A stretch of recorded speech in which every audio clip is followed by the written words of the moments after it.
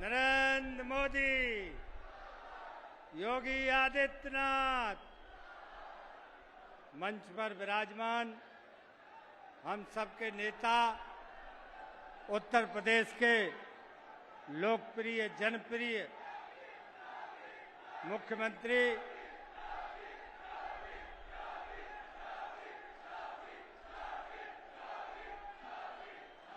आदरणीय योगी आदित्यनाथ जी,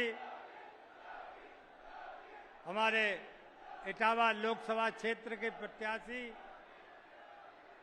श्रीमान रामशंकर कठेरिया जी, मैनपुरी लोकसभा क्षेत्र के प्रत्याशी श्रीमान जयवीर सिंह जी, कन्नौज लोकसभा क्षेत्र के हमारे प्रत्याशी श्रीमान सुब्रत पाठक जी,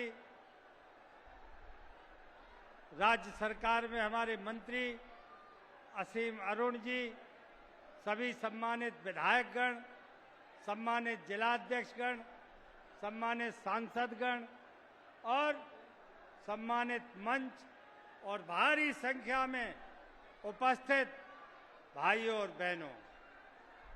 बहनों, ये लोकसभा का चुनाव जो इस समय देश के अंदर चल रहा है, ये देश की तकदीर और तस्वीर बदलने वाला चुनाव है। तकदीर और तस्वीर बदलने वाला चुनाव है। क्यों कि एक तरफ वो लोग हैं जो भ्रष्टाचार में आकंठ डूबे हुए हैं, एक तरफ वो लोग हैं जो सनातन धर्म को गाली दे रहे हैं, एक तरफ वो लोग हैं जो राम को, कृष्ण को, भगवान शंकर को मानते नहीं है, गाली देने का काम करते हैं, और एक तरफ वो लोग हैं जो भ्रष्टाचार के खिलाफ लड़ाई लड़ रहे हैं। मोदी जी भ्रष्टाचार के खिलाफ कार्रवाई कर रहे हैं, मंत्री मुख्यमंत्री जेलों में पड़े, सब भ्रष्टाचारी इकट्ठे हो गए। मोदी जी कह रहे भ्रष्टाचार हटाओ, भ्रष्टाचार हटाओ, भ्रष्टाचार हटाओ, और सब भ्रष्ट इकट्ठे होकर कह रहे हैं मोदी हटाओ, मोदी हटाओ, मोदी हटाओ। भाइयों और बहनों, अगर देश को हमें तीसरी अर्थव्यवस्था दुनिया की बनानी है, अगर हमें देश के दुनिया में गौरव और सम्मान बढ़ाना है, तो तीसरी बात पुनः मोदी जी को प्रधानमंत्री बनाना है। और तीनों लोकसभा जो यहाँ आज भारी संख्या में जन समुदाय एकत्रित हुआ है, उससे मेरी प्रार्थना है कि हमारे तीनों प्रत्याशी ठाकुर जयवीर सिंह, सुब्रत पाठक और रामशंकर कठेरिया को भारी बहुमत से विजयी बनाने का काम करें। जय श्री राम, जय श्री राम। बहुत बहुत धन्यवाद। अब हमारे बीच में मैनपुरी लोकसभा के प्रत्याशी ठाकुर जयवीर सिंह जी से निवेदन करती हूं कि आएं और अपना उद्बोधन प्रस्तुत करें।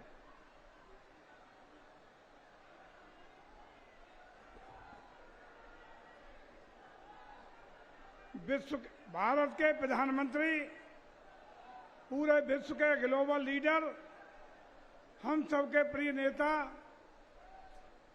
आदरणीय नरेंद्र भाई मोदी जी के इस कार्यक्रम में मंचासीन हमारे उत्तर प्रदेश के यशस्वी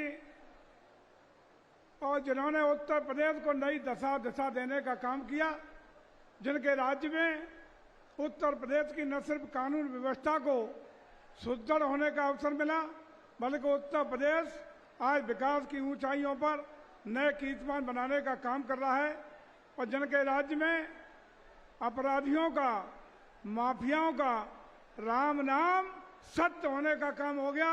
ऐसे यशस्वी मुख्यमंत्री आदरणीय योगी आदित्यनाथ जी, मंचासीन हमारे सम्मानित प्रत्याशी इटावा से सम्मानित प्रत्याशी भाई रामशंकर कठेरिया जी, कन्नौज के प्रत्याशी बहुत बहुत सम्मानित भाई सुब्रत पाठक जी, मंच पर बैठे हुए हमारे पार्टी के सम्मानित नेतागण, हमारी सरकार के माननीय मंत्रीगण और तमाम गणमान्य सभी अतिथियों का मैं हार्दिक अभिनंदन वंदन स्वागत करता हूं। और ये जन सैलाब, ये जन समुद्र जो आदरणीय हमारे सीएम साहब को, पीएम साहब को सुनने के लिए आया है, इसको मैं हृदय से बहुत बहुत अभिनंदन करता हूं, वंदन करता हूं, उनको प्रणाम करता हूं, उनको हृदय से यह निवेदन करता हूं कि आने वाले 7 तारीख को निश्चित रूप से मैनपुरी में और आने वाले 13 तारीख को इटावा और कन्नौज में भारतीय जनता पार्टी के कमल को खिला करके भगवा लहराने का अपना काम करेंगे, ऐसी मुझे उम्मीद है।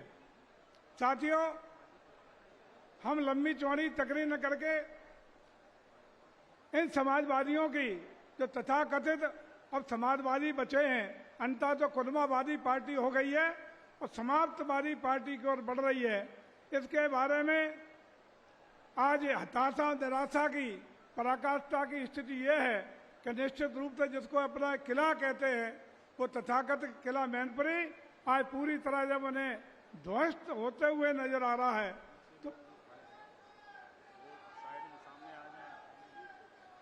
साथियों जो लोग पीछे खड़े हैं वो किनारे इधर आ जाएंगे तो उन्हें छाया भी मिल जाएगी। वो लोग कृपया करके इधर बगल के कुर्सियों पर आने की कृपा करें। जो लोग सामने हैं वो कृपया इधर बगल के शेड में आने की कृपा करेंगे। पुलिस वाले अवरोध शायद कर रहे हैं, उनको आने दीजिए। इधर कुर्सियों पर सत्सम्मान जो पीछे खड़े धूप में खड़े हमारे साथी, उनको आने दें। और इन पुलिस वालों से मेरा अनुरोध है कि उसमें उनको आने का रोक टोक न करें, उन्हें आने दें। साथियों, जिस प्रकार से आज सैफई का कुनबा पूरे प्रदेश में यादवों को, जो यादवों के लिए वो अपने को बड़ा शुभ चिंतक कहते थे, पहले तो यादवों की पार्टी लोग कहा करते थे, लेकिन आज पूरे प्रदेश ने यह सिद्ध कर दिया है कि अब ये समाजवादी पार्टी यादववादी पार्टी भी नहीं बची है, सिर्फ कुनबे की पार्टी होकर रह गई है। और उसका प्रत्यक्ष प्रमाण है कि पूरे प्रदेश में अगर सीटें 5 यादवों को मिलती हैं तो 5 की 5 सीटें ये लोग अपने कुनबे में बांटने का काम करते हैं।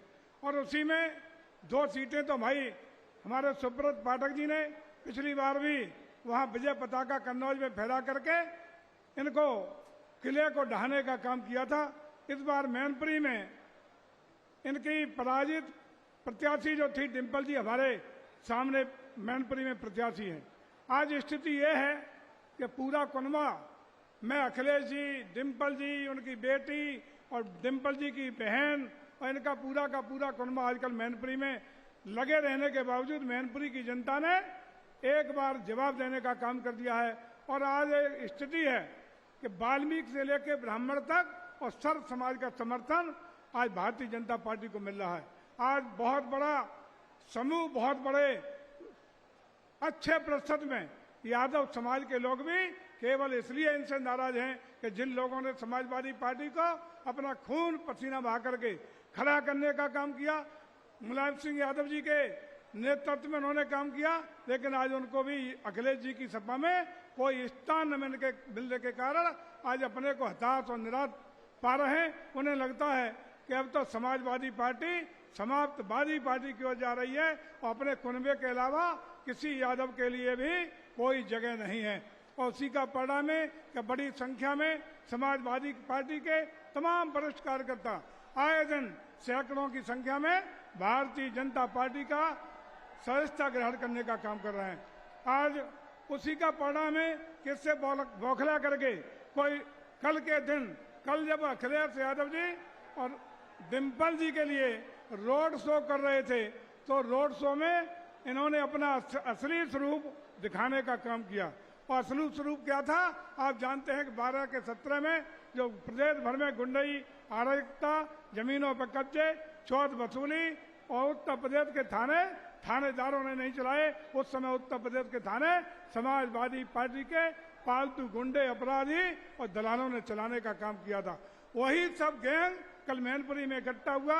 आदरणीय अखिलेश जी के रोड शो में, और उसने ये पराकाष्ठा कर दी कि पहले उन्होंने शहर के अंदर गुजरते हुए सारे खोमचे वाले, रेहड़ी वाले, दुकानदारों के यहाँ लूट की, बुरी तरह लुटाई पिटाई की, और लास्ट में आकर के हमारे महाराणा प्रताप जो हमारे गौरव हैं, जिनका यश और कीर्ति, जिन्होंने मुगलों से लड़ते हुए, घास की रोटी खाते हुए पूरे परिवार के साथ अपना जीवन जंगलों में बिताया और जंगलों से लड़ाई लड़ने का काम किया।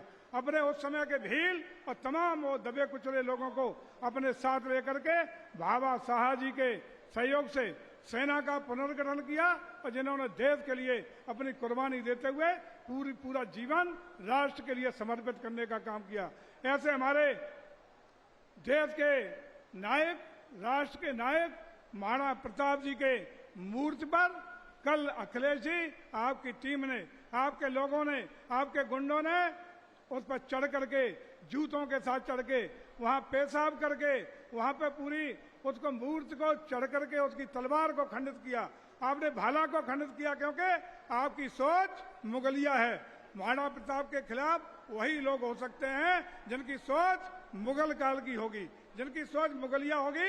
ऐसे लोगों ने महाराणा प्रताप जी का अपमान करने का काम किया है, और उसके साथ ही साथ यहीं तक नहीं, बाबा साहब को भी पूरी तरह, जो उनके खजांची थे, जिन्होंने पूरे जिंदगी की अपनी कमाई महाराणा प्रताप जी के सेना के पुनर्गठन के लिए सौंपने का काम किया था राष्ट्र के लिए, और ऐसे बाबा साहब की मूर्ति के लिए भी इन्होंने उनको चढ़ करके ऊपर अपमानित करने का काम किया है। साथियों, ये बौखलाहट सिद्ध कर रही है कि जिस तरीके से जो असली चरित्र कल उजागर हो गया है, और समाजवादी पार्टी का असली चरित्र क्या था, 12 से 17 के बीच में आपने देखा है, 12 से 17 के बीच में आपने देखा है कि जिस गाड़ी में बैठा है, लगा है सपा का झंडा, मान लो उसमें बैठा है सबसे बड़ा गुंडा। ये असली चरित्र कल अखिलेश जी आपने मैनपुरी में दिखाने का असली स्वरूप, असली रूप मैनपुरी की धरती में दिखाने का काम किया है। आप सब बैठे हुए लोगों बताओ कि क्या महाराणा प्रताप जी का अपमान, हमारे राष्ट्र नायक का अपमान आप बर्दाश्त करेंगे? क्या इनको बदला देंगे? आए एक वोट के द्वारा हम संकल्प लें कि ऐसे लोग जो महाराणा प्रताप जी को अपमानित करते हैं, जो समाज की महिलाओं का अपमान करते हैं, जो समाज के महापुरुषों का अपमान करते हैं, जिन्होंने हमारे तमाम महापुरुषों का अपमान किया है, ऐसे लोगों से अपने ईवीएम के बटन को दबा करके बदला लेने का काम करेंगे। तो आज ही संकल्प लीजिए, आज ही संकल्प लीजिए कि इनका गढ़ कहे जाने वाला मैनपुरी हो, कन्नौज हो, इटावा हो, जहां जहां आपकी रिश्तेदारी हो, जहां जहां संपर्क सरोकार हो, सबको बता दीजिए कि आने वाले दिनों में सिर्फ और सिर्फ कमल के फूल का बटन दबाइए और निश्चित रूप से इसका बदला लेने का काम कर दीजिएगा। और हमारे माननीय प्रधानमंत्री का नारा इस बार 400 पार का पूरा करने का काम कर दीजिएगा। हमारे माननीय मुख्यमंत्री जी का नारा कि उत्तर प्रदेश की 80 की 80 सीटें जिताने का काम उत्तर प्रदेश करेगा, ये पूरा करने का काम होगा, पक्का होगा, पक्का होगा। चलिए इसी आशा विश्वास के साथ आइए हम लोग संकल्प लें कि उत्तर प्रदेश को विकसित उत्तर प्रदेश बनाने के लिए, अपने उत्तर प्रदेश को नई ऊंचाइयों पे छुआने के लिए और महाराज जी को नई ताकत देने के लिए हम लोग सब कमल का बटन दबाएंगे, ताकि हमारा देश विश्व गुरु का सपना साकार कर सके, हमारा देश दुनिया की तीसरी बड़ी महाशक्ति बन सके। इसी के साथ में आप सब लोगों को हृदय से अभिनंदन, वंदन और स्वागत करते हुए पुनः अपने लिए, अपने दोनों साथियों के लिए वोट का निवेदन करते हुए अपनी बात को विराम देता हूं। भारत माता की, भारत माता की, वंदे वंदे, जय जय श्री राम, जय जय श्री राम, हर हर महादेव। ये जो कोने में कुर्सी खाली पड़ी है, ये पुलिस के अधिकारियों से अनुरोध है कि ये कार्यकर्ताओं को आगे बैठने दें इस घेरे में। इसमें आ जाइए सब कार्यकर्ता जो आगे खड़े। बहुत बहुत धन्यवाद। अब हमारे बीच में हमारे सांसद और मैन इटावा के लोकसभा के प्रत्याशी डॉक्टर रामशंकर कठेरिया जी से निवेदन है कि वो आके अपना उद्बोधन देने की कृपा करें।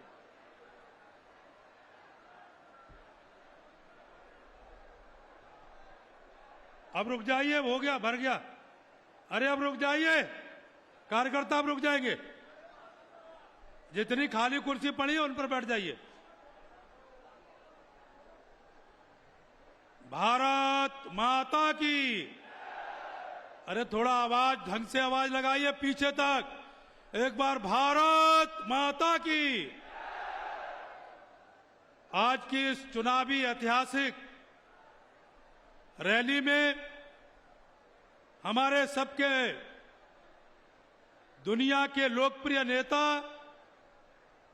और हमारे यशस्वी प्रधानमंत्री जी कुछ ही समय में हम सबके बीच में पधारने वाले हैं। मंच पर हम सबके श्रद्धेय और उत्तर प्रदेश के यशस्वी माननीय मुख्यमंत्री पूज्य महाराज जी, मंच पर विराजमान मैनपुरी लोकसभा के लोकप्रिय प्रत्याशी और उत्तर प्रदेश सरकार के माननीय मंत्री आदरणीय जयवीर सिंह जी भदौरिया, कन्नौज लोकसभा से सांसद और लोकप्रिय प्रत्याशी आदरणीय सुब्रत पाठक जी, हमारे मंच पर सभी सम्मानित नेतागण, उपस्थित बड़ी संख्या में भाइयों और बहनों, कार्यकर्ता मित्रों, आप इतनी बड़ी संख्या में यहां पर पधारे हैं। आप सबके चरणों में अभिनंदन करता हूं, आप सबका वंदन करता हूं और आप सबको आभार व्यक्त करता हूं। हम सब जानते हैं कि लोकसभा का चुनाव है। इस लोकसभा के चुनाव में अपने मैनपुरी में 7 तारीख को मतदान होने वाला है, लेकिन इटावा और कन्नौज में 13 तारीख को मतदान होने वाला है। आपसे विनती करता हूं कि इस लोकसभा के चुनाव में ये प्रधानमंत्री का सीधे सीधे चुनाव है और ऐसे प्रधानमंत्री को तीसरी बार हम सबको प्रधानमंत्री बनाने के लिए पूरी ताकत से जुटना है, लगना है। जिन्होंने देश की सीमाओं को सुरक्षित किया है, जिन्होंने दुनिया में भारत का डंका बजाने का काम किया है, जिन्होंने नक्सलवाद, आतंकवाद को ठिकाने लगाने का काम किया है मित्रों, और गांव, गरीब, किसान, मजदूर, उसके कल्याण के लिए कई प्रकार की योजनाएं चला करके आम आदमी को राहत देने का काम किया है। ऐसे माननीय प्रधानमंत्री जी को तीसरी बार हिंदुस्तान का प्रधानमंत्री बनाना है। हम सब जानते हैं कि इसी उत्तर प्रदेश में और जो विशेष रूप से हमारा ये कन्नौज, मैनपुरी, इटावा और ये जो क्षेत्र है जहां समाजवादी अपना गढ़ मानते हैं, लेकिन ये समाजवादियों का गढ़ नहीं है, ये गुंडों का गढ़ रहा है, यहाँ अराजकता का गढ़ रहा है, यहाँ लूटपाट का गढ़ रहा है। और इनके शासन काल में किस तरह यहाँ की जनता त्रस्त रहती थी, हम आभार व्यक्त करते हैं। पूज्य महाराज जी जब से उत्तर प्रदेश के मुख्यमंत्री बने हैं, गुंडे अपने आप सरेंडर कर गए हैं। कानून की व्यवस्था चारों तरफ हम सबको दिखाई दे रही है। इसलिए आपके चरणों में विनती है, ये चुनाव कोई सामान्य चुनाव नहीं है, इसलिए हम सब का मत 100% कैसे पड़े, इस काम में हम सब लगेंगे और तीनों लोकसभा में कमल खिले। इटावा, कन्नौज, मैनपुरी में यही आपके चरणों में विनती करता हुआ आप इतनी बड़ी संख्या में यहाँ पर पधारे, आप सबको बहुत बहुत धन्यवाद देता हुआ और मंच पर सभी अतिथियों जो हमारे नेतागण, उनको आभार व्यक्त करता हुआ पूज्य महाराज जी हम सबके बीच में यहाँ पधारे हैं आशीर्वाद देने के लिए, उनके प्रति आभार व्यक्त करता हुआ आप सबको बहुत बहुत धन्यवाद, बहुत बहुत धन्यवाद। बहुत बहुत धन्यवाद। अब मैं हमारे सांसद और कन्नौज लोकसभा के प्रत्याशी पंडित सुब्रत पाठक जी से अनुरोध करूंगी कि आकर वो अपना उद्बोधन प्रस्तुत करें।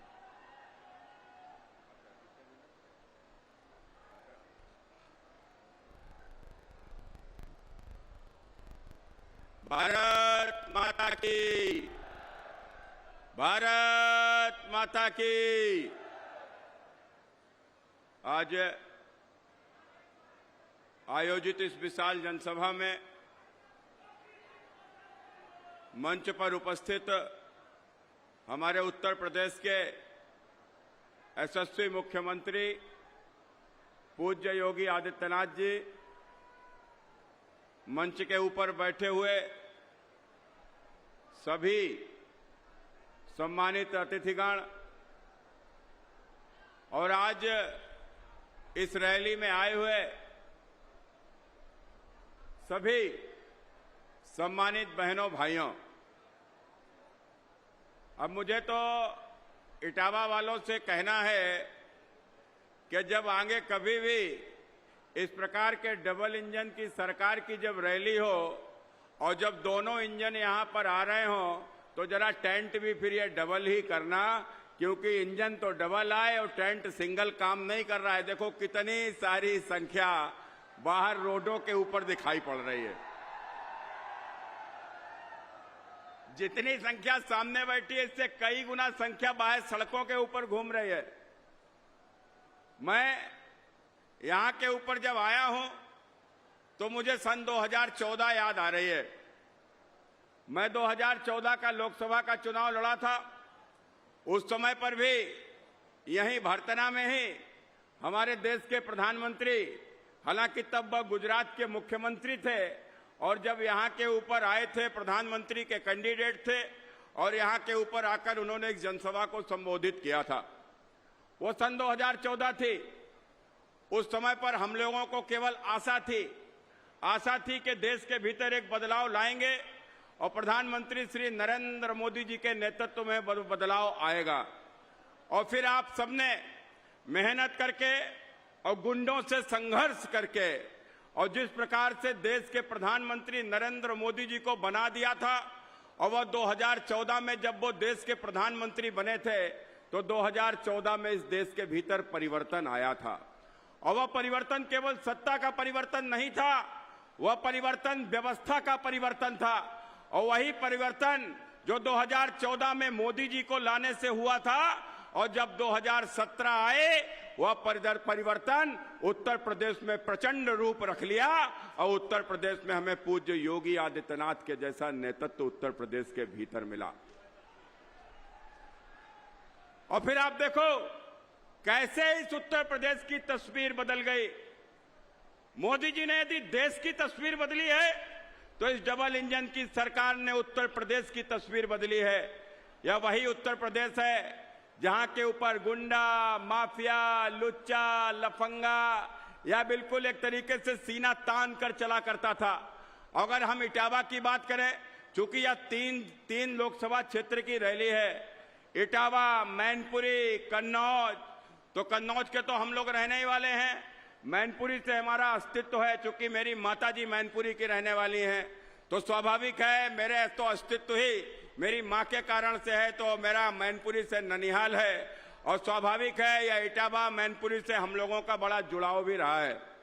और यह इटावा जो कि चंबल का क्षेत्र माना जाता था, जो चंबल का क्षेत्र माना जाता है, बीहड़, यहाँ के ऊपर आप पुराने जमाने में, अब तो तमाम नौजवान लोग शायद उतना जानते नहीं होंगे, लेकिन पुराने जमाने में यहाँ के ऊपर डकैतों का क्षेत्र कहा जाता था।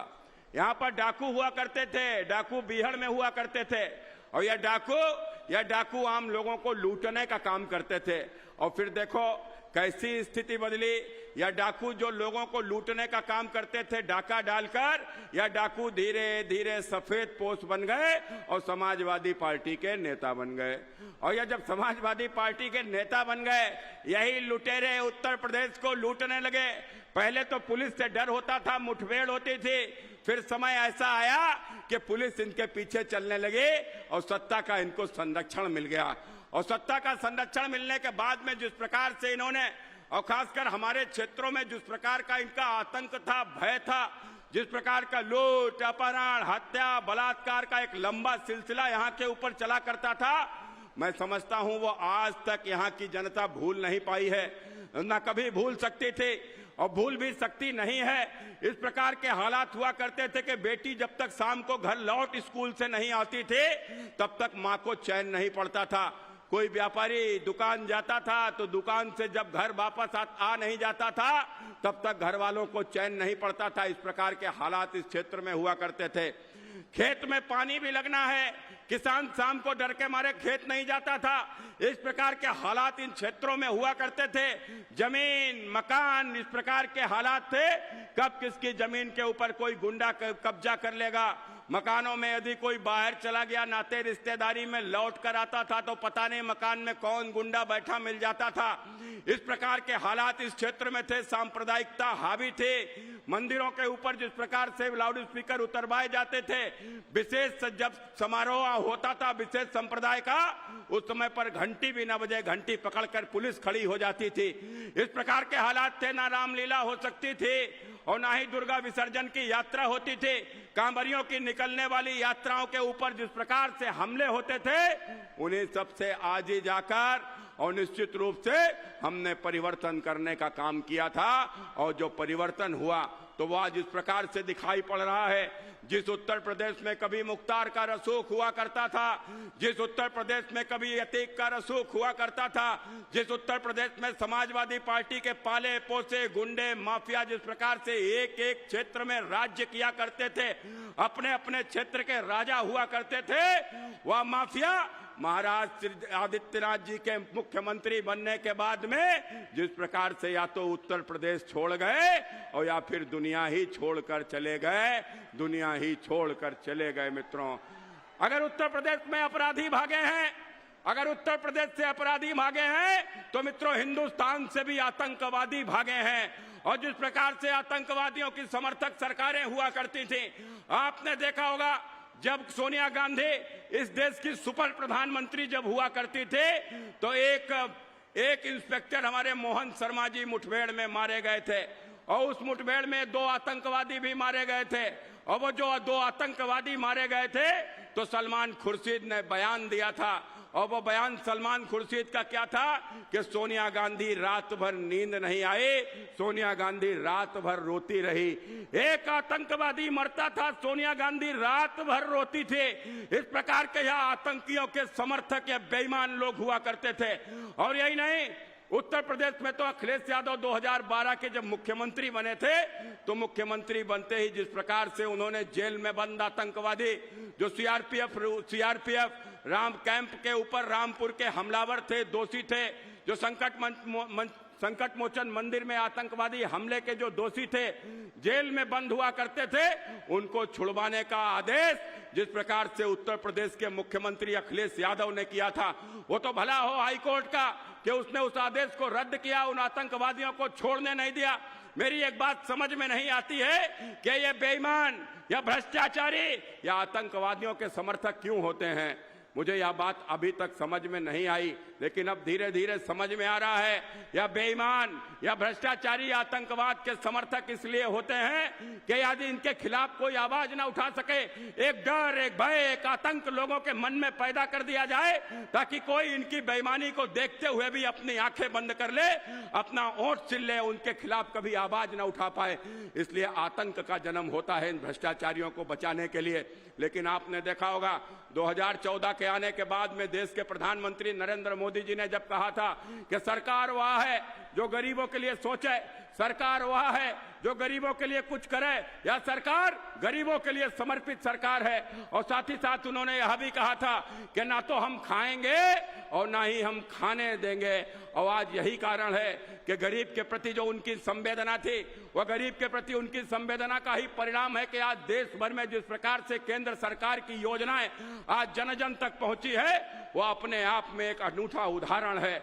मैं तो उदाहरण देकर हर जगह के ऊपर कहा करता हूं कि इस देश में जितने भी प्रधानमंत्री हुए हैं, पहले प्रधानमंत्री देश के पंडित जवाहरलाल नेहरू से लेकर अब तक नरेंद्र मोदी तक, तो मैं जिम्मेदारी के साथ इस बात को कह रहा हूं कि कम से कम मैंने इंदिरा जी से लेकर अब तक सारे प्रधानमंत्रियों को देखा है। मैंने सबके बारे में सुना है, सबके बारे में पढ़ा है, सबको मैंने जानता हूं। लेकिन आप लोगों ने भी देखा होगा कोई हमें बता सकता है? मोदी जी को छोड़कर किसी एक प्रधानमंत्री का नाम कोई बता सकता है जिसकी कोई एक योजना आपके गांव में आई हो? कोई बता सकता है क्या? कोई बता ही नहीं सकता। अरे आई तो तब हो जब किसी ने दी हो, जब किसी ने दी नहीं तो फिर योजना आएगी कहां से? लेकिन हमारे प्रधानमंत्री, हम सबके प्रधानमंत्री नरेंद्र मोदी जी के लिए मैं जिम्मेदारी से यह बात कह रहा हूं, गांव की बात छोड़ो, गली की बात छोड़ो, मोहल्ले की बात छोड़ो, अब एक घर ऐसा बताओ जिसमें कोई योजना ना आई हो, जिसमें कोई योजना ना आई हो। किसी को पक्का मकान बन गया होगा तो किसी के घर में शौचालय बन गया होगा, किसी को उज्ज्वला योजना का कनेक्शन मिल गया होगा, तो किसी को 5 लाख रुपया सालाना इलाज के लिए आयुष्मान कार्ड बन गया होगा, और किसी को कुछ नहीं मिला होगा तो 6000 रुपया सम्मान निधि का तो खाते में आ ही रहा होगा। अरे 80 करोड़ लोगों को मुफ्त में राशन और सबका जीवन बचाने के लिए कोरोना में मुफ्त वैक्सीन लगाने का काम देश के प्रधानमंत्री नरेंद्र मोदी जी ने किया है। इसलिए मैं आप सबसे अपील करने आया हूं। मित्रों, आज मोदी जी ने इतना सारा काम किया है और उसके बावजूद भी आप देखो कि ये तमाम सारे बेईमान लोग या भ्रष्टाचारी या परिवारवादी आज या मोदी को हटाने के लिए इकट्ठे हो गए हैं या मोदी को दिल्ली की कुर्सी से हटाना चाहते हैं। मैंने इनसे पूछा तो मोदी को क्यों हटाना चाहते हो? मोदी ने आखिर ऐसा क्या किया कि मोदी को गद्दी से हटाना चाहते हो? मोदी ने गरीब का मकान बना दिया, क्या इसलिए मोदी को हटाना चाहते हो? मोदी ने गरीब के दरवाजे पर शौचालय बनाया, क्या इसलिए हटाना चाहते हो? मोदी ने हर गांव तक बिजली पहुंचा दी, क्या इसलिए हटाना चाहते हो? मोदी हर घर तक नल से जल पहुंचा रहा है, क्या इसलिए हटाना चाहते हो? या मोदी ने धारा 370 हटा दी, आप इसलिए हटाना चाहते हो? या फिर मोदी ने राम मंदिर बनवा दिया, आप इसलिए मोदी को हटाना चाहते हो? आखिर मोदी को हटाने का कारण क्या है?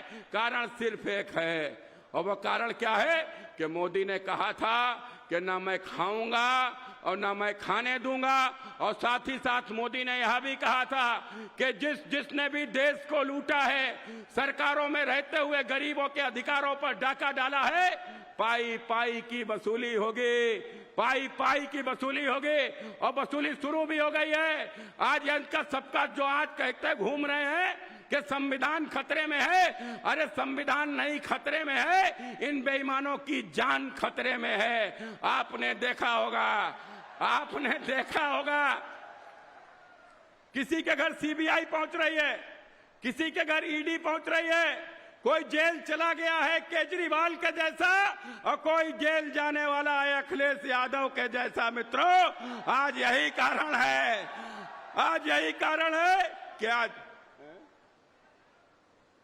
आज यही कारण है कि आज यह सब डरे हुए हैं और कहते हैं भाजपा संविधान बदल देगी। अरे बेईमानों, अरे बेईमानों, जिन्होंने सरकार में आते 2012 में कन्नौज मेडिकल कॉलेज का नाम बाबा साहब भीमराव अंबेडकर से बदल दिया हो, जिन्होंने दलितों महापुरुषों के रखे हुए जनपदों के नाम बदल दिए हो, वो कहते हैं कि बाबा साहब का संविधान बदल दोगे। अरे बेईमानों, हमको संविधान बदलना होता 16 साल देश में हमारी सरकार रही है, 16 साल सरकार रही है, 6 साल अटल जी, 10 साल मोदी जी प्रधानमंत्री रहे, हमारे पास राज्यसभा में बहुमत था, आधे से अधिक राज्यों में सरकार थी, हमने 370 हटा दी, हमने 3 तलाक खत्म कर दिया। हम चाहते बदल सकते थे, लेकिन कोई भारत के संविधान को बदल नहीं सकता। जिस प्रकार से आप अपने बाप का नाम नहीं बदल सकते, आप अपनी माँ का नाम नहीं बदल सकते, उसी प्रकार से कोई माइका लाल भारत के संविधान को नहीं बदल सकता, कोई माइका लाल भारत के संविधान को नहीं बदल सकता। और मित्रों, हम तो संविधान की पूजा करने वाले लोग हैं, हम तो संविधान की पूजा करने वाले लोग हैं। अखिलेश यादव, हमको जवाब दो कि भारत के संविधान का कौन सम्मान करता है? आज भारत में जितने धर्म के लोग हैं, हिंदू, मुस्लिम, सिख, ईसाई, जैन, पारसी, बौद्ध, कम से कम इतने धर्मों को मैं जानता हूं। मुस्लिम छोड़ के किसी का कोई पर्सनल लॉ बोर्ड नहीं है, क्योंकि किसी ने भी भारत के संविधान को चुनौती नहीं दी। सारे के सारे धर्म भारत के संविधान में अपनी आस्था व्यक्त करते हैं, लेकिन उसके बावजूद भी यह कट्टरपंथी मुसलमानों ने अपना पर्सनल लॉ बोर्ड बनाकर भारत के संविधान को चुनौती दी है। अखिलेश यादव, बताओगे कि यदि तुम्हारी सरकार में तुम कभी आओगे तो ये पर्सनल लॉ बोर्ड को खत्म करोगे? बताओ अखिलेश जी, यदि तुम भारत के संविधान का सम्मान करते हो तो पर्सनल लॉ बोर्ड को खत्म करोगे? अरे तुम बोल भी नहीं सकते, तुम बोल भी नहीं सकते, क्योंकि तुमको वोट चाहिए। उस वोट के लिए तुम मुख्तार जैसे माफिया की कब्र पर फातिया पढ़ने जाओगे, लेकिन तुम रामलला के दर्शन करने नहीं जाओगे। तुम हमारे प्रिय नेता पूज्य बाबू कल्याण सिंह जी के दर्शन करने नहीं जाओगे। जबकि यहां पर बैठे सभी लोग जानते हैं कि 2009 में अखिलेश यादव यदि सांसद कन्नौज से बने थे तो बाबू कल्याण सिंह जी के आशीर्वाद से बने थे। जिनके आशीर्वाद से अखिलेश सांसद बने, उनके अंतिम दर्शन को भी नहीं गए। और तो और आप सभी ने देखा होगा, कहा जाता है कि अखिलेश आपके बाप के नहीं हुए। अखिलेश के ऊपर जिसने एहसान किया उन बाबू कल्याण सिंह जी के नहीं हुए, तो आपके कहां से होंगे? आपके कहां से होंगे मित्रों? इनका स्वार्थ सिर्फ परिवार है, सिर्फ परिवार है। और यही कारण है कि परिवार के बाहर किसी को टिकट भी नहीं दिया है। मैनपुरी से पत्नी, फिरोजाबाद से भैया, बदायूं से दूसरे भैया और आजमगढ़ से तीसरे भैया, कन्नौज से खुद ही चले आ गए। जिस दिन घर में 80 हो जाएंगे, 80 सीटों पर खुद ही लड़ जाएंगे, खुद ही लड़ जाएंगे। इसलिए मेरे मित्रों, मैं आप सबसे बस यही अपील करने आया हूं, यह कोई सांसद विधायक चुनने का चुनाव नहीं है, यह भारत के प्रधानमंत्री चुनने का चुनाव है। और कोई गलती नहीं करना। 13 तारीख को भारी तादाद में घर से निकलना, मतदान केंद्र तक जाना, कमल की बटन दबाना, मोदी जी को फिर से देश का प्रधानमंत्री बनाना। यही अपील करके अपनी बात समाप्त करता हूं। बहुत बहुत धन्यवाद। बहुत बहुत धन्यवाद। अब मैं अपने क्षेत्रीय अध्यक्ष माननीय प्रकाश पाल जी से निवेदन करूंगी कि वो भी आके अपना उद्घोषण भाषण करें। बोलिए भारत माता की, भारत माता की। आज कन्नौज, इटावा और मैनपुरी तीनों लोकसभाओं के हमारे प्रत्याशी श्री सुब्रत पाठक, श्रीमान रामशंकर कठेरिया जी, श्रीमान जयवीर सिंह जी के समर्थन में आयोजित इस विशाल जनसभा में मंच पर उपस्थित सभी सम्मानित नेतागण और इतनी चिलचिलाती धूप में आप मोदी जी और योगी जी को ये आश्वस्त करने के लिए कि ये तीनों सीटें फिर से भारतीय जनता पार्टी जीतने जा रही है, उसके लिए आशीर्वाद देने आए आप सभी लोगों का मैं हृदय से आभार व्यक्त करता हूं। मित्रों, पिछला जो चुनाव हुआ था, आप सब जानते हैं कि बुआ बबुआ मिलकर ये चुनाव लड़े थे और कांग्रेस ने भी इनके परिवारी सीटों को समर्थन दिया था। उसके बाद कन्नौज से डिम्पल हारी थी, भारतीय समाजवादी पार्टी इटावा में भी हारी थी, किसी तरह से मुलायम सिंह जी जीते थे। परिवार की एक सीट बची थी मुलायम सिंह जी के सम्मान में। बाद में उपचुनाव हुआ तो उपचुनाव में लोकसभा केवल शोक सभा में बदला था, इस कारण डिम्पल जीती थी, नहीं कन्नौज से सुब्रत पाठक ने उनको हरा कर भेजा था। इस बार बुआ बबुआ नहीं है और वो दो लड़के जिसको 17 में जिनको सबने आपने पराजित किया था, इस बार तीनों की तीनों सीटें मोदी जी के नेतृत्व में, योगी जी के नेतृत्व में भारी बहुमत से हम सबको जीतना है। और वो ये जन समुदाय दिखा रहा है कि आप सब लोग तीनों सीटें 7 मई को जयवीर सिंह जी मैनपुरी में पिछली बार की तरह जैसे सुब्रत पाठक जी ने डिम्पल को हराया था उसी तरह हरा कर भेजेंगे। और सुब्रत पाठक इस बार अखिलेश यादव जी को भी हराएंगे। रामशंकर जी 2 बार से जीत रहे, तीसरी बार फिर जीतेंगे। तो मैं विश्वास करता हूं कि आप तीनों सीटें जीतेंगे। मित्रों, ये चुनाव वास्तव में 22 जनवरी को ही तय हो गया था कि इस बार देश में क्या होने जा रहा था। 22 जनवरी को जब अयोध्या में भव्य राम मंदिर बना था, तभी देश की जनता ने, आप सबने तय कर लिया था कि चुनाव चाहे जब हो, चाहे जितने चरणों में हो, लेकिन इस बार का मतदान प्रभु श्री राम के चरणों में होगा। और इस बार हम सबको करना भी है। हम सब लोग सनातन के मानने वाले हैं, बाकी सब सनातन को किस तरह से चुनौती दे रहे हो, चाहे वो कांग्रेस हो या इंडी गठबंधन के नेता, सब लोगों ने कहा है कि सनातन डेंगू मलेरिया मच्छर है। इस तरह की जो भाषा बोले हैं, अब चुनाव में तय होना है कि या तो सनातन रहेगा या सनातनी मिलकर इंडी गठबंधन को समाप्त करेंगे। ये हमारे आपके बीच में है और हम सब लोग तो उस परंपरा को मानने वाले हैं कि अगर किसी ने अच्छा किया है तो उसका अच्छा भी याद रखते हैं, किसी ने बुरा किया तो उसको बुरा भी नहीं भूलते हैं। सनातन की परंपरा रही है कि सतयुग में अगर भक्त प्रहलाद ने होलिका को मगर जलाने का काम किया था तो हम होलिका जलाना भी नहीं भूलते हैं और प्रहलाद को भी याद करते हैं। अगर भगवान श्री राम ने रावण का वध किया था, उसके अत्याचारों से मुक्ति दिलाई थी, तो हम भगवान राम को भी याद करते हैं और रावण को भी जलाना नहीं भूलते हैं। ऐसे ही जिन्होंने भगवान राम को मंदिर बनाने में जिन्होंने अड़ंगा लगाया और जिन्होंने बनाया, उन दोनों को हमें, जिन्होंने बनाया है उनको पार्लियामेंट भेजना है और जिन्होंने रामलला को टेंट में पहुंचाया, बैठाए रखा, उनके लिए मैं एक आह्वान करता हूं कि जिन्होंने रामलला को बैठाया था टेंट में, उनको पहुंचने नहीं देना पार्लियामेंट में। कोई भी अब की बार राम विरोधी पार्लियामेंट में ना जाए। मित्रों, ये समाजवादी पार्टी दो बातें या इंडी गठबंधन लेकर चल रहे हैं। एक तो जाति जनगणना की बात कर रहे हैं, दूसरा संविधान की बात कर रहे हैं। जैसे सुब्रत पाठक जी कह रहे थे कि 16 साल से हमारी सरकार रही, 10 साल अभी और 6 साल अटल जी के नेतृत्व में। अगर बदलना होता मोदी जी तो 10 साल में न बदल देते, लेकिन इनके पास अब कोई मुद्दा नहीं तो देश की जनता को गुमराह करने का। वास्तव में पूरे देश में अगर बाबा साहब का संविधान लागू कराया है तो जो 370 हटाकर, इससे पहले जम्मू कश्मीर में 370 जब तक लागू थी तो पूरे देश में बाबा साहब का संविधान लागू नहीं था। आप जो लोग संविधान के जानने वाले हैं, अगर पार्लियामेंट में कोई कानून बनता था तो लिखा रहता था कि जम्मू कश्मीर छोड़कर। इस बार 370 हटने के बाद अब वहां दलितों पिछड़ों को आरक्षण मिला है। ये 70 साल से अधिक तक जम्मू कश्मीर में पिछड़ों को और अनुसूचित वर्ग को आरक्षण से वंचित रखे हैं। इन सब को इसकी सजा देना है। जामिया मिलिया हो या अलीगढ़ यूनिवर्सिटी, यहाँ पर भी कांग्रेस ने दलितों पिछड़ों का आरक्षण समाप्त कराया था, इसका भी हिसाब देना है।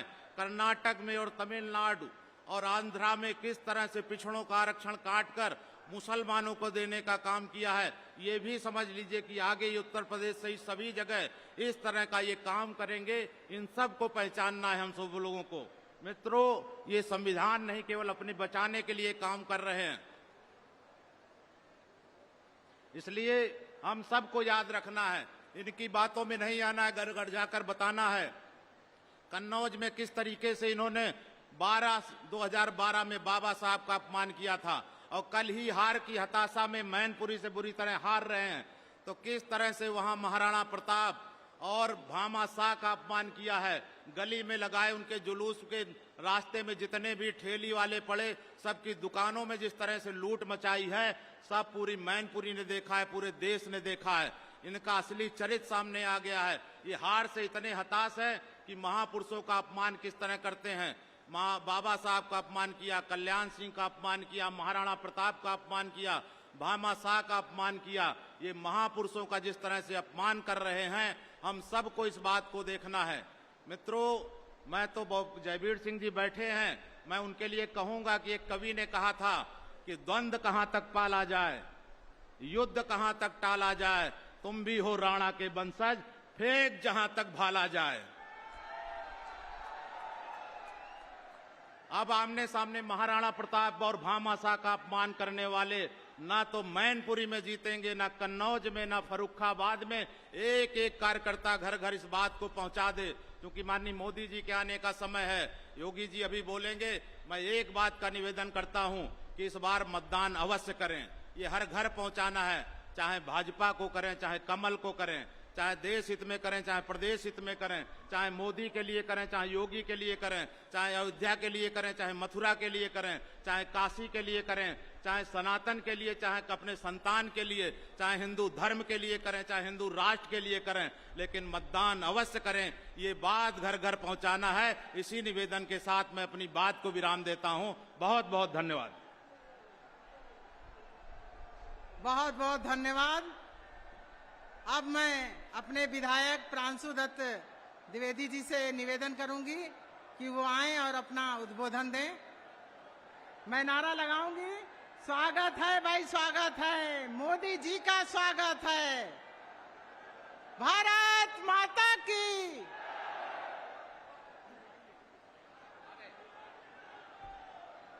भारत माता की। मोदी जी को जय श्री राम। योगी जी को जय श्री राम। जय जय श्री राम। आज अपनी इन 3 लोकसभा सीटों पर कोने कोने से आए हुए हमारे कार्यकर्ता बंधु अभी सारी बातें हमारे प्रत्याशियों ने कही हैं। मुझे लगता नहीं कि मोदी जी आने वाले हैं, कोई बात कहने को रह गई हो। लेकिन एक बात मैं कहना चाहता हूं साथियों, चाहे योगी जी का बुलडोजर हो, चाहे मोदी जी की गरीब के लिए की गई हर योजना हो, अगर जनता के दिलों पर कोई राज करता है तो पूरी दुनिया के सबसे बड़े नेता नरेंद्र मोदी जी राज करते हैं। उनके द्वारा की गई योजनाएं राज करती हैं। साथियों यहां बहुत बड़ी संख्या में मातृशक्ति बैठी हुई है। मैं एक उदाहरण कहना चाहता हूं साथियों आप याद करिए, जब अपने देश में माताओं बहनों के लिए शौचालय नहीं हुआ करते थे साथियों, आप ध्यान करो, रात का इंतजार करने के लिए हमारी करोड़ों माताएं बहनें रात का इंतजार करती थी। उनके शरीर में पीड़ा होती थी, कोई रास्ता नहीं होता था। और मैं तो गंगा किनारे रहने वाला हूं, जब बाढ़ आ जाती थी तो खेतों में भी पानी भर जाता था। जब खेतों में पानी भर जाता था तो माताएं बहनें हाईवे रोड के किनारे शौच के लिए जाती थी। तमाम तरह के लोग समाज में हैं, ट्रक और बस की लाइट भी उन्हीं की ओर कर दिया करते थे। बेचारी बीच में उठ के खड़ी होती थी, बैठती थी। ऐसी माताओं बहनों के कष्ट को समझने का काम किसी ने किया, गरीब माँ के बेटे नरेंद्र मोदी ने किया, जो घर घर शौचालय बनवा दिए साथियों, किसी दूसरे ने नहीं किया। मुझको लगता है मोदी जी का हेलीकॉप्टर आ चुका है। इसी बात के साथ मैं अपनी बात को विराम देता हूं। बहुत बहुत धन्यवाद साथियों। माननीय प्रधानमंत्री जी आ चुके हैं। आपका जोश पूरा चाहिए। भारत माता की। और इससे तेज बोलना है। भारत माता की। वंदे वंदे जय श्री राम।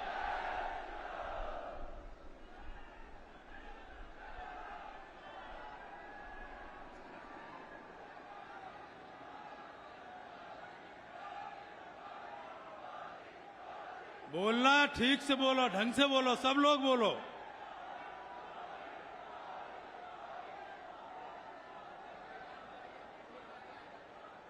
ये जो पीछे खड़े पब्लिक, उनसे भी निवेदन है कि वो पंडाल की तरफ आ जाएं। सभी लोग पंडाल की तरफ।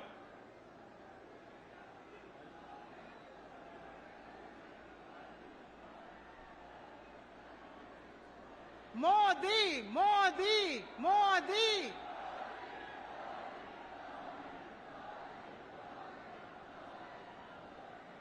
भारत माता की। भारत माता की। जय जय श्री राम। जय जय श्री राम। भारत माता की। भारत माता की।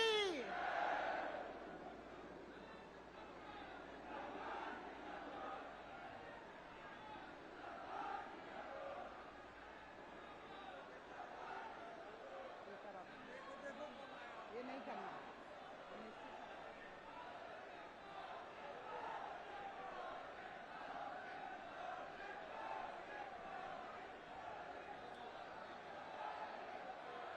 आप लोगों को बोलना है। स्वागत है भाई, स्वागत है। मोदी जी का स्वागत है। स्वागत है भाई, स्वागत है।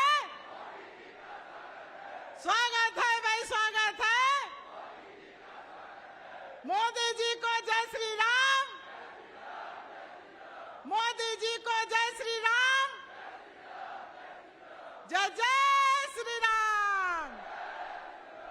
जय श्री राम। भारत माता की। भारत माता की। जय जय श्री राम।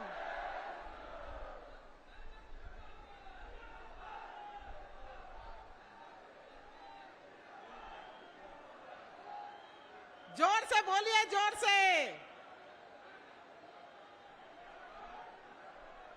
फिर एक बार, फिर एक बार, फिर एक बार, अब की बार, अब की बार।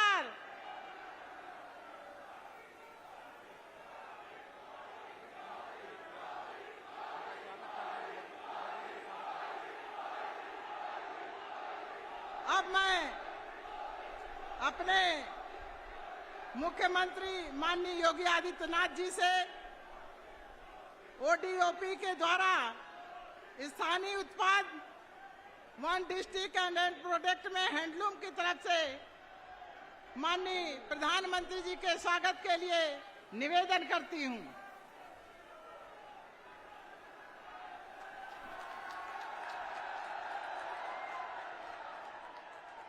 अब मैं माननीय गीता साक्य जी, सरिता भदौरिया जी, गुड़िया जी, पूनम संखवार जी, इन बहनों को मैं नारी शक्ति के लिए आमंत्रित करती हूं कि वो प्रधानमंत्री जी का स्वागत अभिनंदन करें। भारत के सुदूर गांवों में बैठी मां बहन को पीएम आवास के रूप में पक्की छत देने वाले, इज्जत घर देकर खुले शौच की मुक्ति दिलाने वाले, गैस कनेक्शन से लेकर धुएं की मुक्ति दिलाने वाले, स्वास्थ्य सुरक्षा सबक आयुष्मान कार्ड देने वाले, नारी शक्ति वंदन अधिनियम को राजनीतिक भागीदारी दिलाने वाले, ऐसे नारी शक्ति को मान सम्मान सुरक्षा की गारंटी देने वाले युग पुरुष यशस्वी माननीय प्रधानमंत्री माननीय नरेंद्र मोदी जी को नारी कल्याण के कार्यों के लिए इटावा, मैनपुरी, कन्नौज की नारी शक्ति इनका स्वागत करती है, अभिनंदन करती है। अब मैं माननीय प्रधानमंत्री जी के स्वागत के लिए तीनों प्रत्याशियों से मैं निवेदन करूंगी कि वो अंग वस्त्र के द्वारा उनका स्वागत और अभिनंदन करें।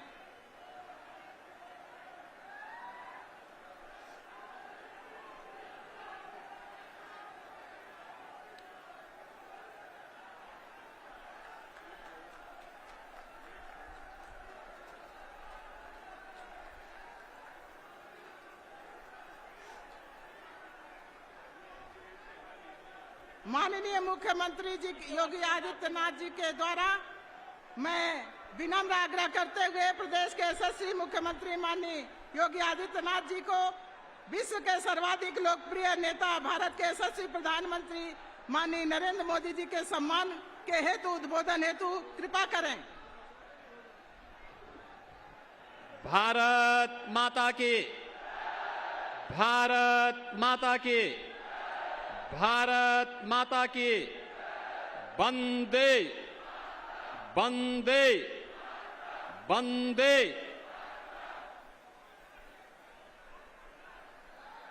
दुनिया के सबसे लोकप्रिय राजनेता भारत के यशस्वी प्रधानमंत्री आदरणीय नरेंद्र मोदी जी का आज इटावा की इस पावन धरा पर आगमन हुआ है। इस अवसर पर उत्तर प्रदेश के 25 करोड़ जनमानस की ओर से आदरणीय प्रधानमंत्री जी का मैं हृदय से स्वागत करता हूं, अभिनंदन करता हूं। मंच पर उपस्थित भारतीय जनता पार्टी के इटावा लोकसभा क्षेत्र से प्रत्याशी डॉक्टर रामशंकर कठेरिया जी, मैनपुरी लोकसभा क्षेत्र से भारतीय जनता पार्टी के प्रत्याशी श्री जयवीर सिंह जी, कन्नौज लोकसभा क्षेत्र से प्रत्याशी श्री सुब्रत पाठक जी, मंच पर उपस्थित प्रदेश सरकार के सभी मंत्रीगण, सभी माननीय जनप्रतिनिधिगण, भारतीय जनता पार्टी के सभी पदाधिकारीगण, भारी संख्या में इटावा, मैनपुरी और कन्नौज लोकसभा क्षेत्र से जुड़े हुए सभी मेरे मतदाता बहनों और भाइयों, आज हम सबका सौभाग्य है कि भारत माता के अनन्य साधक, भारत के यशस्वी प्रधानमंत्री आदरणीय नरेंद्र मोदी जी का इस भरतना की भूमि पर आगमन हुआ है। भरतना आगमन पर आप सबकी ओर से मैं आदरणीय प्रधानमंत्री जी का हृदय से स्वागत करता हूं, अभिनंदन करता हूं। बहनों और भाइयों, लोकसभा चुनाव के 2 चरण संपन्न हो चुके हैं और तीसरे चरण में 7 मई को और चौथे चरण में 13 मई को भारत की जनता जनार्दन के द्वारा लोकतंत्र के इस महापर्व में सहभागी बनकर के भारत के भविष्य के लिए चुनाव करना है। बहनों और भाइयों, लोकसभा चुनाव के दौरान हम इस बात को स्पष्ट देख रहे हैं, देश के अंदर वर्तमान में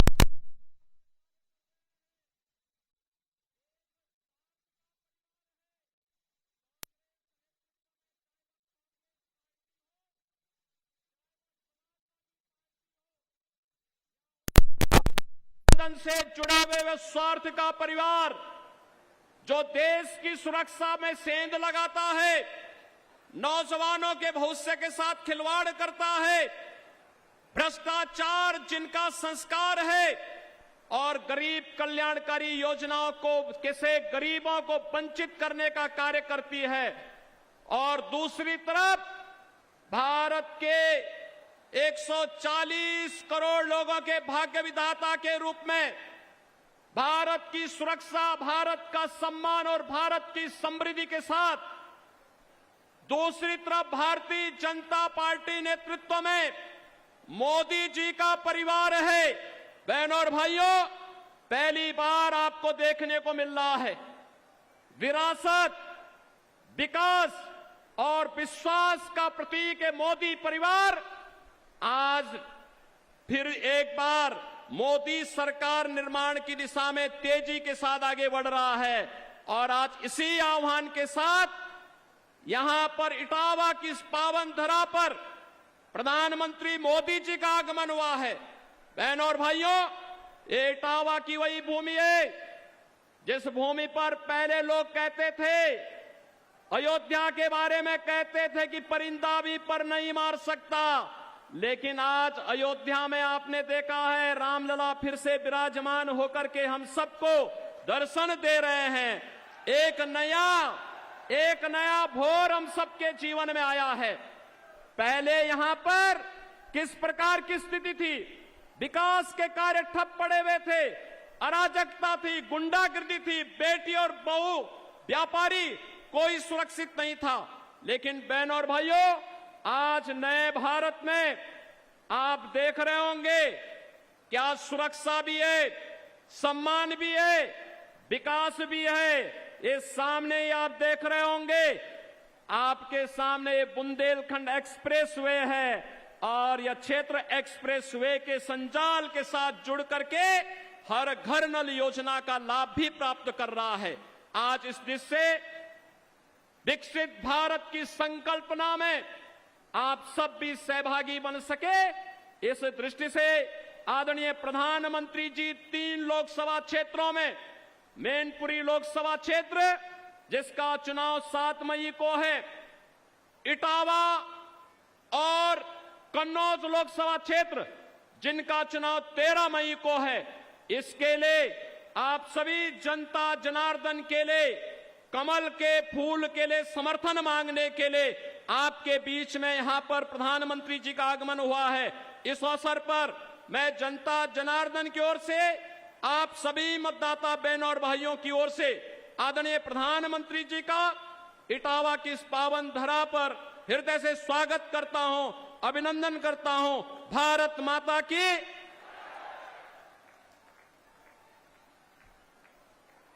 अब मैं भारत के यशस्वी प्रधानमंत्री माननीय नरेंद्र मोदी जी से मैं विनम्रता पूर्वक आग्रह करते हुए जन जन के मन के देश के यशस्वी प्रधानमंत्री माननीय नरेंद्र मोदी जी को भारत माता की, भारत माता की, शीतला माता की, शीतला माता की। सबसे पहले तो मुझे आने में विलंब हुआ, इसके लिए आप सबकी क्षमा मांगता हूं। इटावा मैनपुरी और कन्नौज के सभी लोगों को मेरा राम राम। साथियों, मैं जब इस इलाके में आया हूं तो मुझे 2019 चुनाव के पहले की बात याद आ रही है। पार्लियामेंट का सत्र चल रहा था और पार्लियामेंट के अंदर वो पिछली लोकसभा का आखिरी सत्र था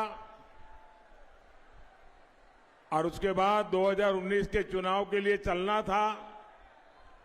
तो मुलायम सिंह जी भाषण करने के लिए खड़े हुए और स्वर्गीय मुलायम सिंह जी ने 2019 के चुनाव के कुछ दिन पहले पार्लियामेंट में कहा था और एक प्रकार से वो आशीर्वाद बन गया कि मोदी जी आप तो दोबारा जीत करके आने वाले हैं।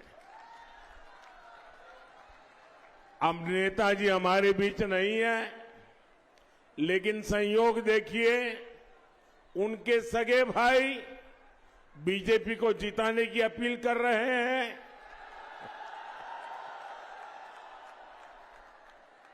उनके दिल की बात जुबान पर आ ही गई। भाइयों और बहनों, मोदी अपने 10 साल के कार्यकाल के बाद फिर एक बार आपसे आशीर्वाद मांगने आया है। आप सबने मेरी मेहनत देखी है, ईमानदारी से आप लोगों की सेवा करना ये मेरा धर्म रहा है। अब मोदी भारत के लिए आने वाले 5 साल ही नहीं 25 साल का रास्ता बना रहा है। भारत 1000 साल के लिए सशक्त हो, मोदी उसकी नींव तैयार कर रहा है। और मोदी ये सब क्यों कर रहा है?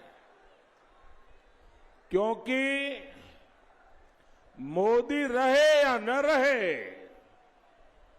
देश हमेशा रहेगा।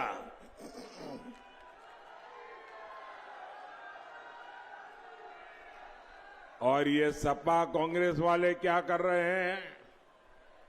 ये चुनाव लड़ रहे हैं अपने भविष्य के लिए, अपने बच्चों के भविष्य के लिए।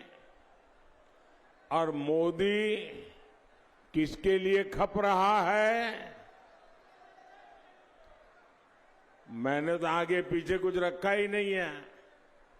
योगी जी भी वैसे और मोदी जी भी ऐसे है।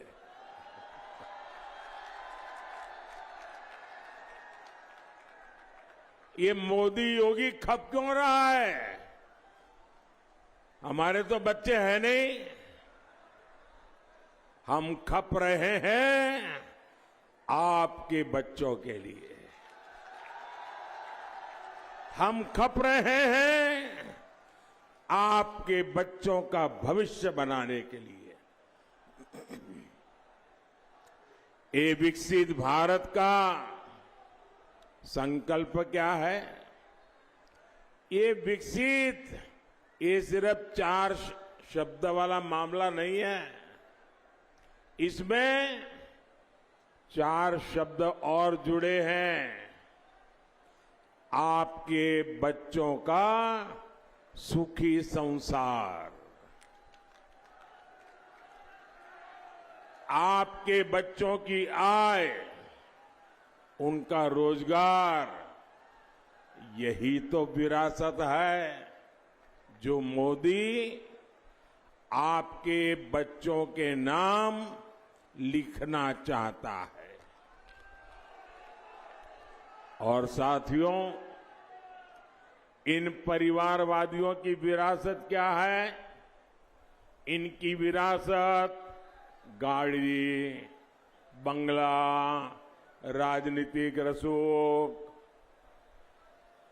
कोई मैनपुरी, कन्नौज और इटावा को अपनी जागीर मानता है, कोई अमेठी रायबरेली को अपनी जागीर मानता है, लेकिन मोदी की विरासत गरीब का पक्का घर है। मोदी की विरासत देश की करोड़ों माताओं बहनों को मिला शौचालय है।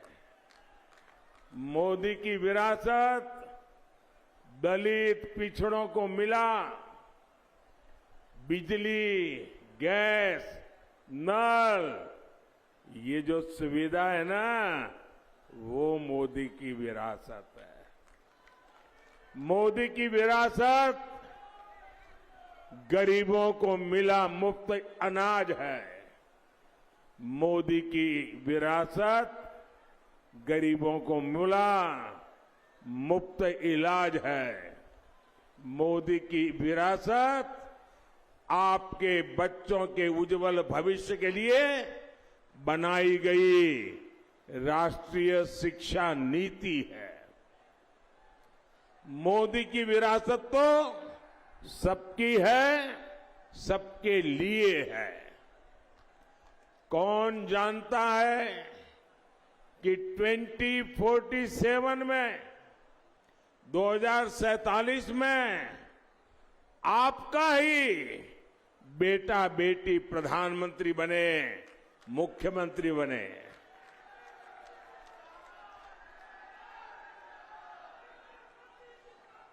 शाही परिवार का वारिस ही पीएम सीएम बनेगा। ये कुप्रथा इस चाय वाले ने तोड़ दी है।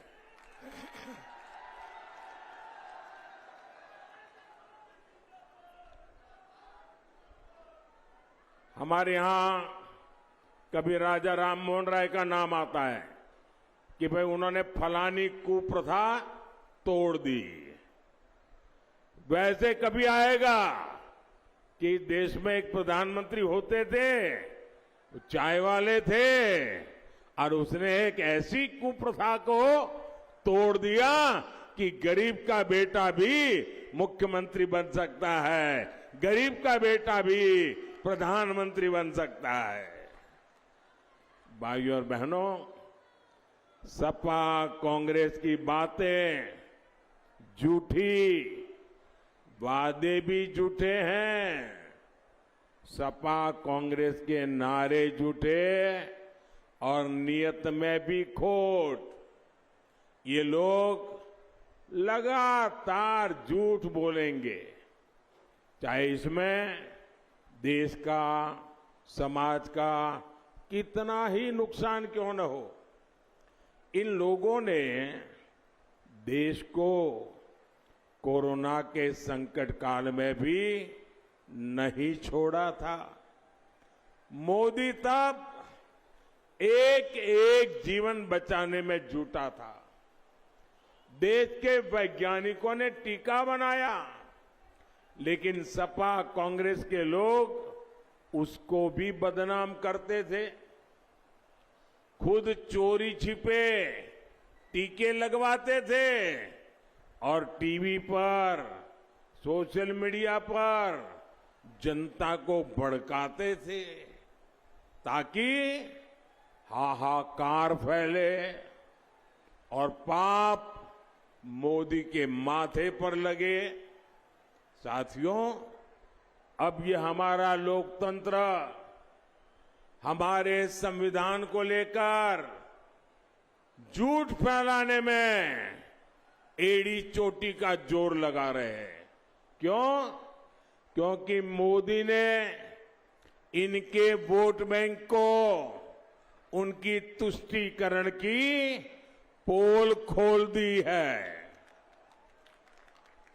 साथियों, आपको पता होना चाहिए 75 साल पहले जब देश का संविधान बना, उस समय देश के विद्वान लोग संविधान बना रहे थे, तो हमारे संविधान निर्माताओं ने कहा था कि धर्म के आधार पर आरक्षण नहीं होगा।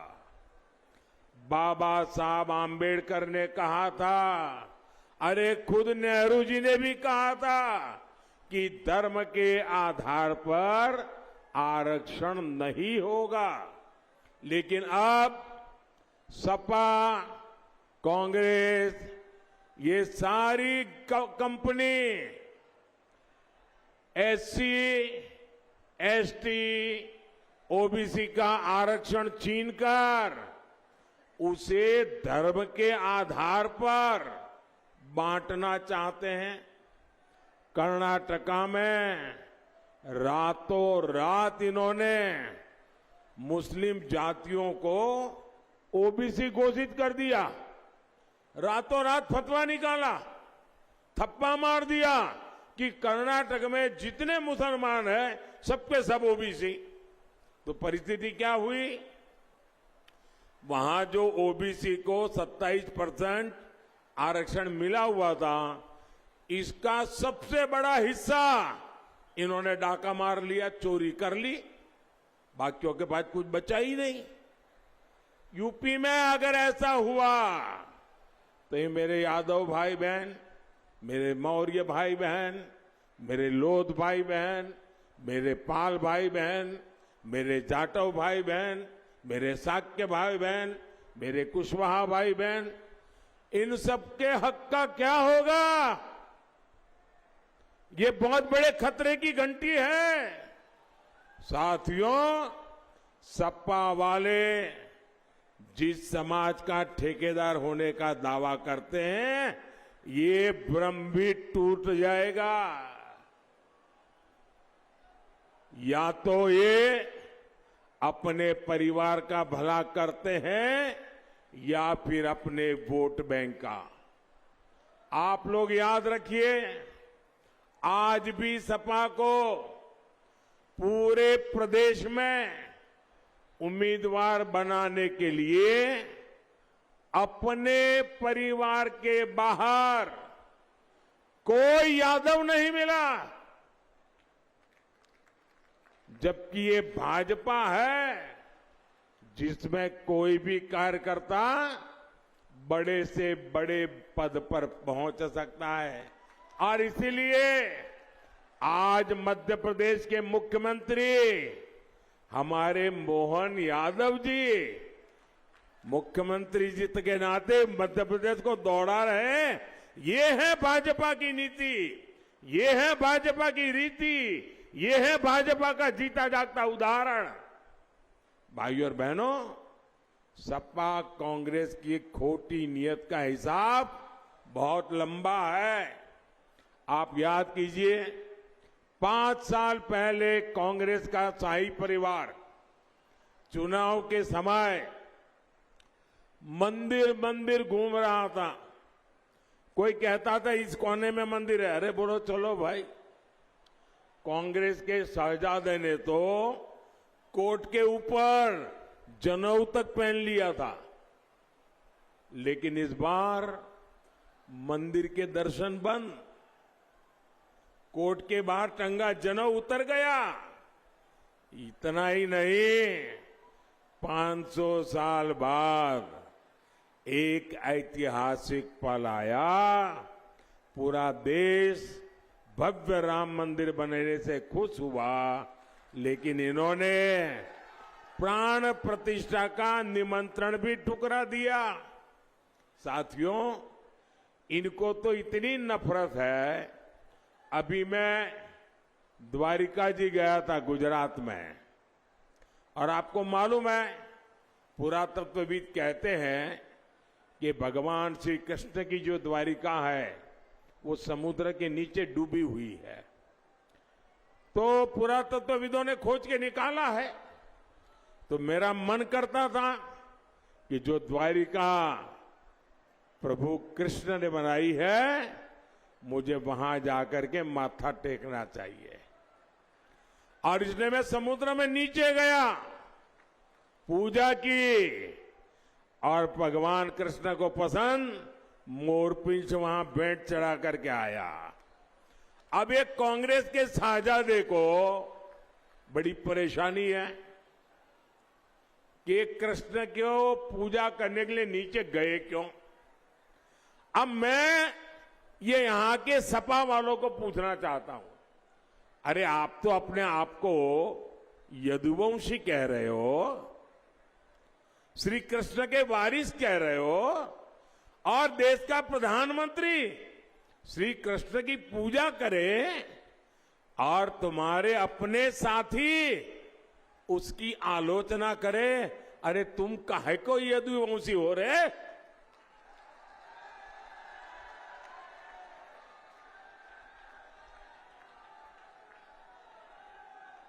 उनको पूजा भी नौटंकी लग रही है।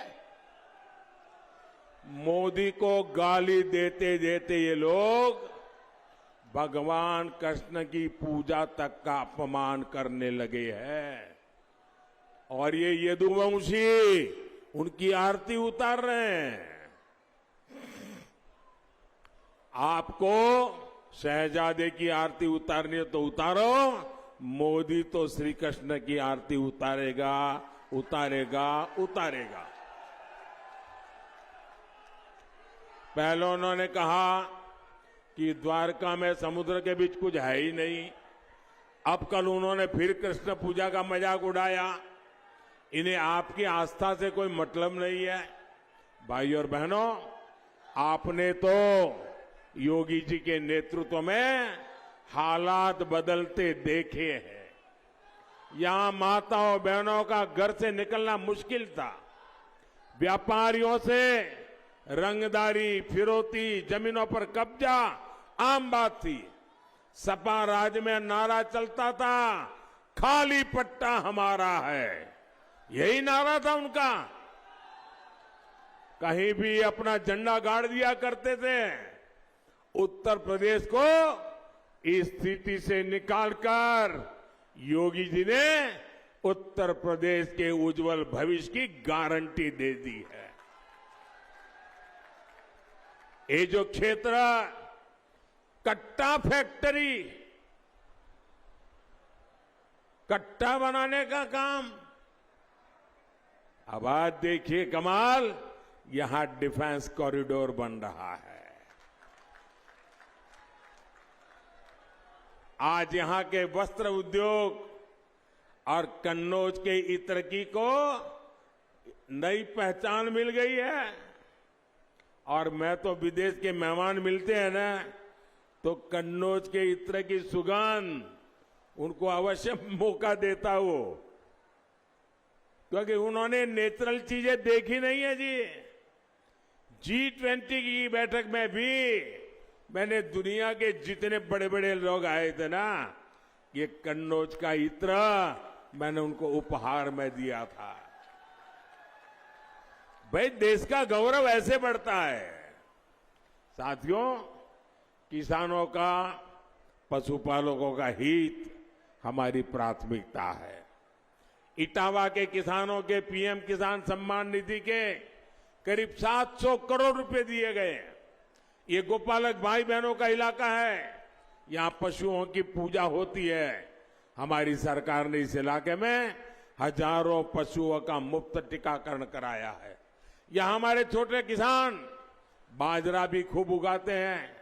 आपके बाजरे को श्री अन्न के रूप में दुनिया के बाजारों तक पहुंचाऊंगा, ये मोदी की गारंटी है। हम आलू, टमाटर किसानों के लिए कोल्ड स्टोरेज भी बनाने वाले हैं, फूड प्रोसेसिंग फैक्ट्रियां लगाने वाले हैं। इसके लिए भी हम किसान उत्पादक संघों एफपीओ को बढ़ावा दे रहे हैं। साथियों, यहां इतनी बड़ी संख्या में बहनें आई है, आपके लिए तो मोदी की खास गारंटी है।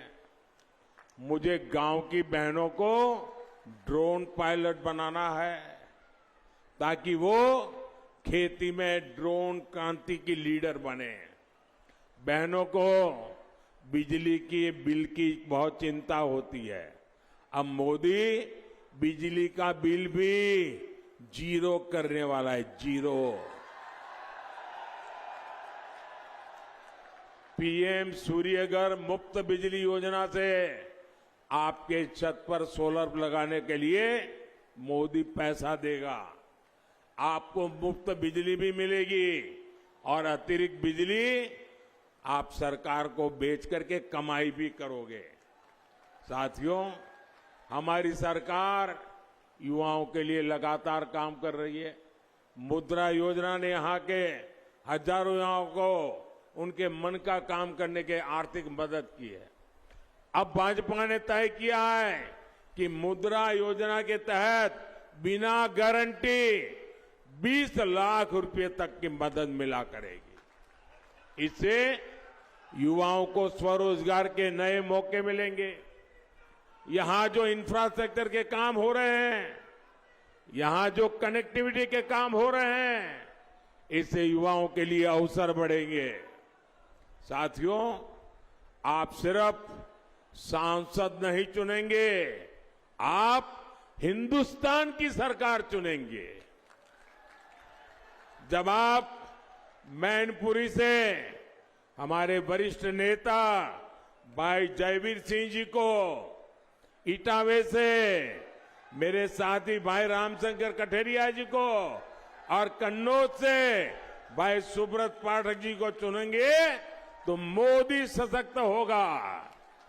आप जब कमल के निशान पर बटन दबाएंगे ना, तो ये वोट सीधा सीधा मोदी के खाते में जाएगा। मेरी प्रार्थना 7 मई और 13 मई को भारी मतदान की है। आप घर घर जाइएगा, ज्यादा से ज्यादा मतदान के लिए प्रेरित करिएगा और भारी पुराने सारे रिकॉर्ड टूटने चाहिए।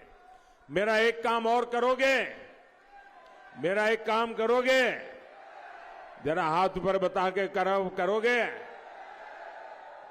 यहां से आज जब भी घर घर जाएं, लोगों को मिले और सबको कहना मोदी जी इटावा आए थे और मोदी जी ने आपको जय श्री राम कहा है।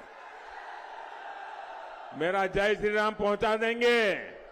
बोलिए भारत माता की, भारत माता की, भारत माता की।